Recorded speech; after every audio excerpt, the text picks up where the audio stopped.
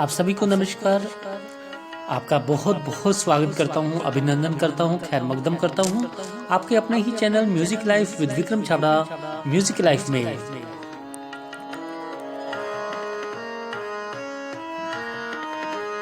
जी हाँ, जैसे कि हमारी सीरीज चल रही है, जी हाँ आप सभी को पता है, और जो न्यू मेंबर्स हमारे साथ अभी ज्वाइन कर रहे हैं, जुड़ रहे हैं, उनको बता दूं हमारा ये चैनल अपने अपने में एक विशेष चैनल है। इसमें हम संगीत संबंधी ढेर सारी जानकारियां आपके लिए उपलब्ध करवाते हैं। जी हाँ, चाहे वो गायन की बात हो, संगीत सीखने की बात हो, या थ्योरिकल संगीत की बात हो, इससे आप सभी लाभ उठा पा रहे हैं। ये जानकर हमें बहुत बहुत बहुत खुशी होती है और सच मानिए बहुत अच्छा लगता है। यदि आप हमारे इस चैनल के साथ अभी भी जुड़ रहे हैं तो इस चैनल को जरूर सब्सक्राइब कीजिएगा, ताकि सबसे पहली वीडियो हमारी आप तक पहुंच पाए। और नीचे दिए गए बेल आइकन पर भी प्रेस कीजिएगा और इस वीडियो को स्किप मत कीजिएगा। जी हाँ, आपके लिए क्या आप संगीत जानते हैं या नहीं जानते हैं, आपकी ज्ञान में वृद्धि हम जरूर करवा पाएंगे, ये हमारा आपसे वादा है। तो यूं ही बने रहिए अपने दोस्त विक्रम के साथ अपने ही channel music life with Vikram Chhabra music life में।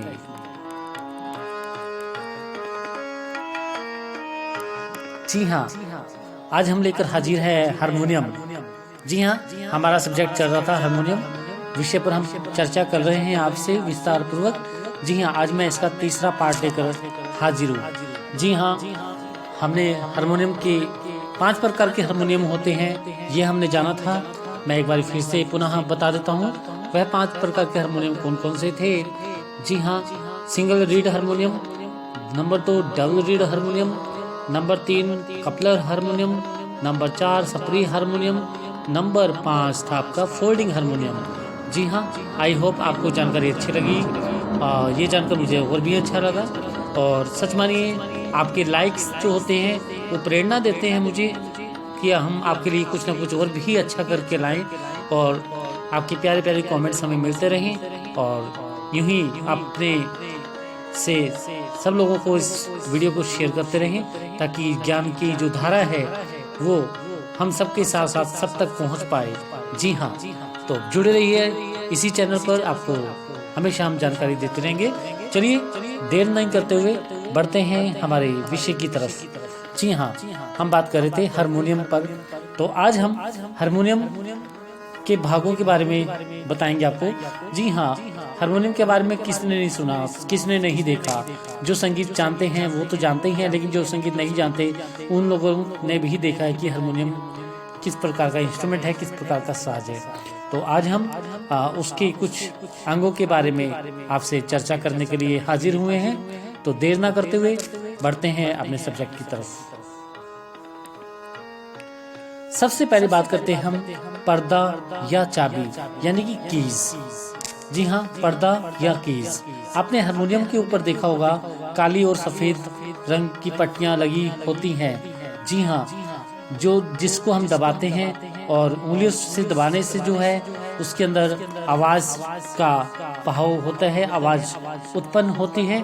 अलग अलग तरह के स्वर हमें बजते हुए सुनाई देते हैं। कमाल की बात देखिए, इसमें ना आपको किसी सेल की आवश्यकता है, ना किसी इलेक्ट्रॉनिक बिजली या किसी भी और चीज़ की आवश्यकता है। ये कमाल की चीज़ है हारमोनियम। तो जो आपने देखा है उससे जो कीज होती है उसको पर्दा या हम लोग चाबी कहते हैं हिंदी भाषा में। दूसरा आता है हमारा रीड बोर्ड। जी हाँ, आपने बिल्कुल सही सुना है, रीड बोर्ड।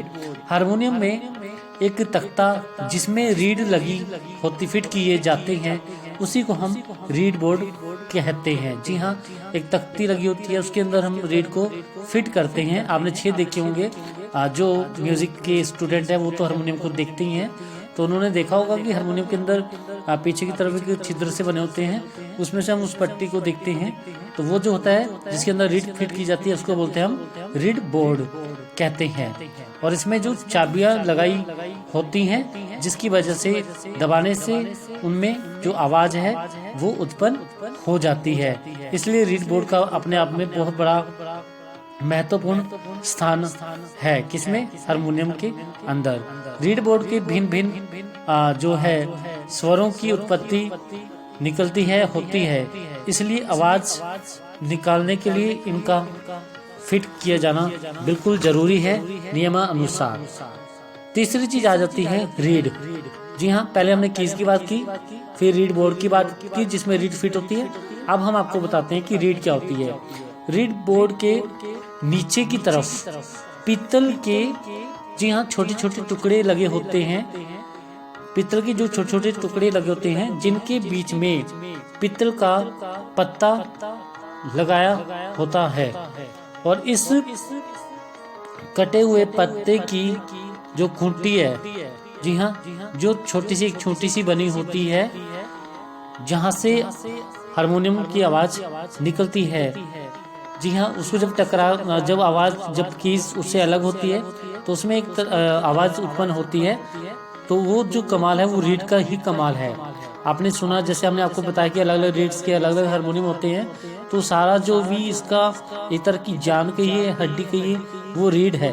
इसलिए इसका नाम ही रीड दिया गया है, क्योंकि इसके बिना हारमोनियम का अस्तित्व ही नहीं रह जाता।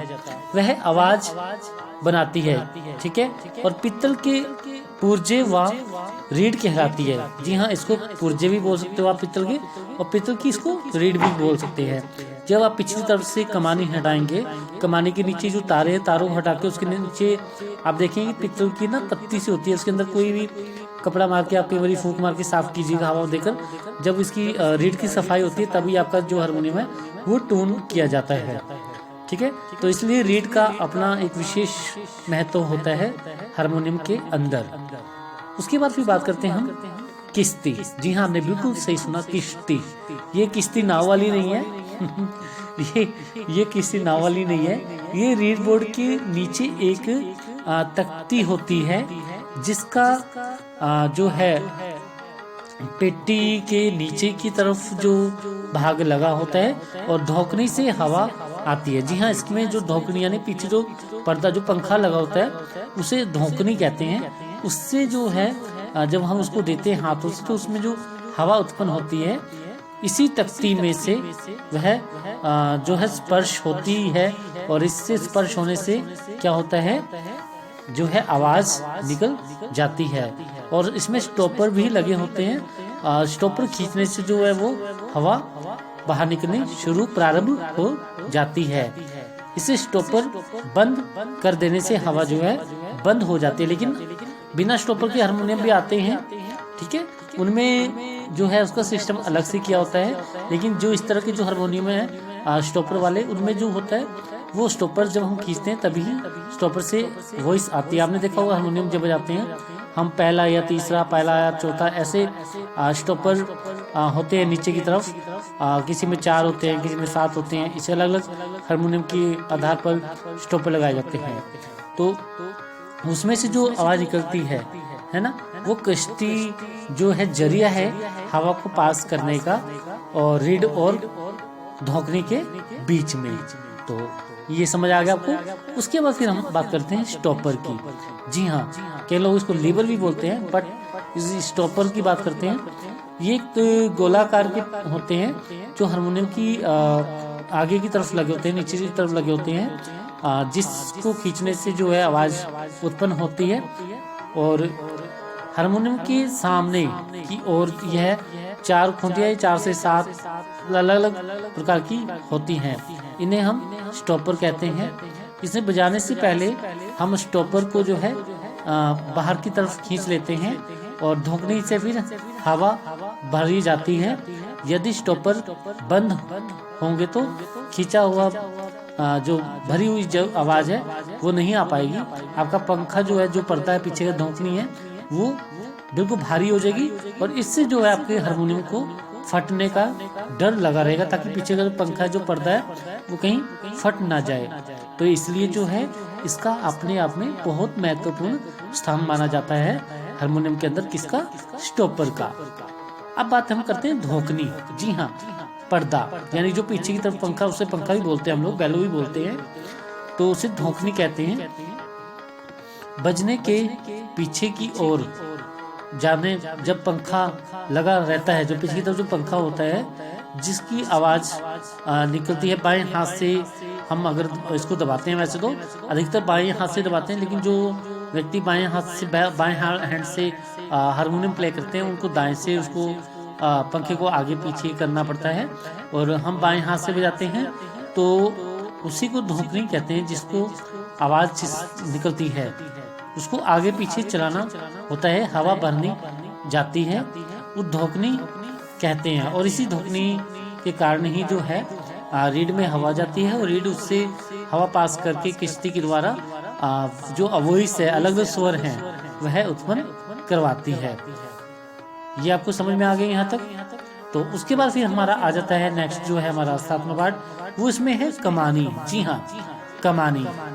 आपने कई बार जो संगीत के जो विद्यार्थी हैं वह तो जानते हैं कि हारमोनियम के अंदर कमानी किसे कहते हैं और कमानी का क्या महत्व होता है। जिन जो टुकड़े होते हैं, मुखड़े होते हैं छोटे छोटे से, ठीक है, जो तारों से चाबी दबाई रहती है उन्हें कमानी कहते हैं। जी हाँ, जो तारों से दबाई जाती है उन्हें कमानी कहते हैं। इनमें बल दिए जाते हैं ताकि जो है रीड की जो चाबियां हैं वो टिकी रहें और बोर्ड से ऊपर नीचे की तरफ ना जाए, और सुराखों के अंदर जो है जोर से दबा कर रखें ताकि जिससे स्वर जो है आसानी से उत्पन्न हो जाए।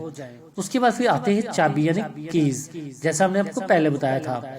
कमानी के नीचे जो लंबी लंबी लकड़ी की पट्टियां आप देखते हैं, ठीक है, उन्हें ही हम चाबी कहते हैं। आगे की तरफ तो आप काले और सफेद रंग की पट्टी देखते हैं, लेकिन उसके आगे जो ढक्कन सा लगा होता है उसके नीचे आप देखते हैं तो उसके अंदर छोटी छोटी लकड़ी की वही पट्टियां बीच में 2 पिन लगाकर उसको लगाया जाता है, और उसी को की जब दबाते हैं तो ऊपर की तरफ होती है, जिससे कि हवा से वॉइस उत्पन्न होती है। उसे हम पट्टी भी कहते हैं, पर्दा भी कहते हैं। इनके नीचे इस प्रकार का चमड़ा लगाया रहता है कि उससे सावड़ भी कहा जाता है। इनके लगने होने से हवा फिट रहती है और इसकी आवाज भी आसानी से निकल जाती है, इसकी सहायता मिलती रहती है। तो यहाँ तक आपको समझ में आ गया होगा कि हमने आज जो बात की है हारमोनियम के पार्ट्स की बात की है कि हारमोनियम में अलग अलग तरह के अलग अलग पार्ट्स होते हैं, और अलग अलग पार्ट्स के कारण ही जो है हारमोनियम का महत्वपूर्ण, क्योंकि हर एक वस्तु के भाग होते हैं, अंग होते हैं, उनके बिना कोई भी चीज अधूरी रहती है। तो आपको पता लग गया कि हारमोनियम किन किन चीजों से सजकर बनता है। जी हाँ, रीड से सजकर बनता है, कमानी से सजकर बनता है, धोकने से सजकर बनता है, कीज तो महत्वपूर्ण है ही है, उसके अलावा स्टॉपर्स होते हैं, और पीछे की तरफ एक पंखा बेल्लो होता है, और ये अलग अलग लकड़ियों की से हारमोनियम बनाए जाते हैं। अलग अलग स्टाइल के हारमोनियम आते हैं आजकल, तो बहुत बहुत अच्छे अच्छे आकर्षक हारमोनियम हमें देखने को मार्केट में मिल जाते हैं। आई होप हमारे द्वारा दी गई जानकारी आपको अच्छी लगी होगी और आपको समझ में आ गया होगा कि हारमोनियम वास्तव में कितना महत्वपूर्ण है अपने आप में इंस्ट्रूमेंट। हालांकि ये शास्त्रीय संगीत के अनुकूल नहीं आता, उसके बावजूद भी आम व्यक्ति, आम लोगों के जन मनोरंजन के साथ साथ इसका कितना महत्वपूर्ण स्थान माना जाता है। तो आप दीजिए अपने दोस्त विक्रम को इजाजत, फिर मिलूंगा किन्हीं और जानकारियों के साथ। यूं ही जुड़े रहिए हमारे साथ। हमने आज बात की थी हारमोनियम के पार्ट्स ऑफ बॉडी। जी हाँ, बिल्कुल सही सुना आपने, हारमोनियम के भागों के विषय में हमने बात की थी कि हारमोनियम के अंदर कौन कौन से भाग होते हैं और हारमोनियम को हम किस प्रकार से प्ले करते हैं, उसमें किन किन भागों का होना इम्पोर्टेंट माना जाता है और किस तरह से ये स्वर उत्पन्न करते हैं। तो यूं ही जुड़े रहिए, ऐसी अच्छी अच्छी जानकारियां हम आपके लिए हमेशा लाते हैं और लाते रहेंगे। अगर आपको हमारी वीडियो अच्छी लगी हो तो इसको जरूर जरूर लाइक का बटन दबा के हमें, जी हाँ, मोटिवेशन मिलता है अगर आप लाइक का बटन दबाएंगे तो। और यदि आप हमारे साथ जुड़े रहना चाहते हैं, हमारे वीडियो पाना चाहते हैं और संगीत की विभिन्न जानकारियां प्राप्त करना चाहते हैं, तो नीचे दिए गए बेल आइकन पर प्रेस कीजिए और इस चैनल को सब्सक्राइब कीजिए और हमेशा के लिए जुड़ जाइए हमारे साथ। नमस्कार।